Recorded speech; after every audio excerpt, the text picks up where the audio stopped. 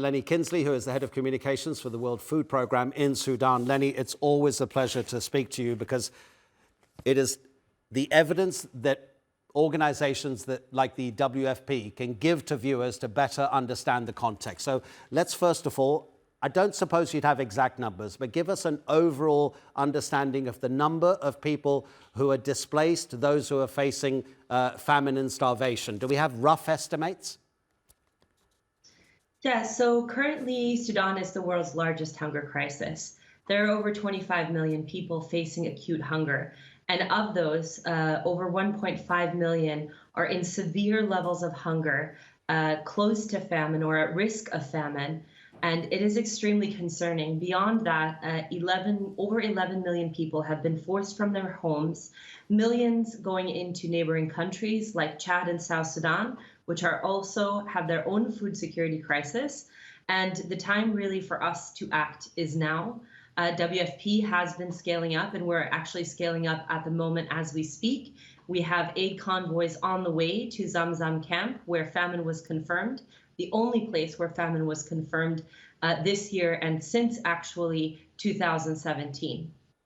Yeah, I'm having a look at your press release, which says that actually the convoy that is heading to North Darfur, because there are others going to South Kordofan, but the one heading to North Darfur is the first time in 9 months that assistance would have reached there. So what have people been doing in the meantime?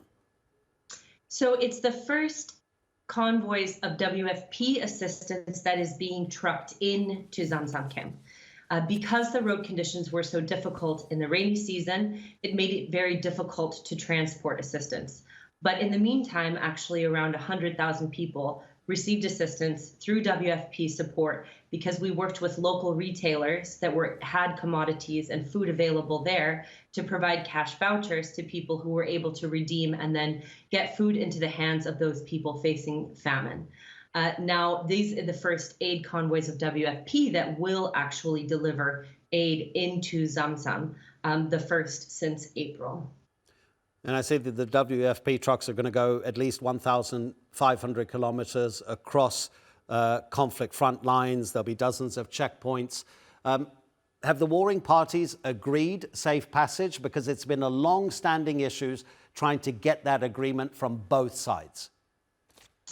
Both of the parties have agreed safe passage. We have gotten clearances from the government of Sudan and Port Sudan, so those trucks are on the move as we speak. They've actually now just reached a very critical crossing point called Daba in northern state, where they will pass from our areas under control of the Sudanese armed forces into areas under the control of the rapid support forces and other armed actors. And this is the critical point where we are calling on the safe passage. We've been guaranteed that in advance, but we need to see that happen on the ground so this urgent assistance can get into the hands of families who are desperate, who are facing famine. And this would only, if this works, this will be a huge access breakthrough that will allow us to bring a surge of aid into these famine or risk of famine areas, which have been so difficult to reach, as you mentioned.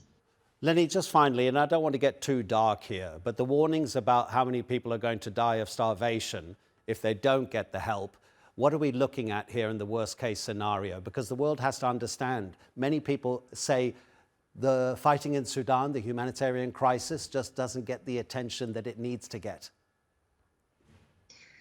Absolutely. The world needs to pay attention to Sudan. I've been saying that for 18 months since the conflict started. What we could be looking at is a hunger catastrophe of historic magnitude, widespread starvation, widespread malnutrition. But we still have the time to stop that now and prevent famine from spreading. And for that, we need this access. We need the safe passage. And we also need the international community, especially regional actors, to exert influence over the warring parties to help us push for this so that we can get that urgent assistance to people who need it, who have been trapped in conflict hotspots. As WFP, we have the food, we have the trucks, we have the people on the ground able to do this. Now we need those warring parties to let us do our job. Leni, as I said, thank you so much indeed. We needed to hear what you have to say. Leni Kinzli in Berlin. Take care. Thank you for having me.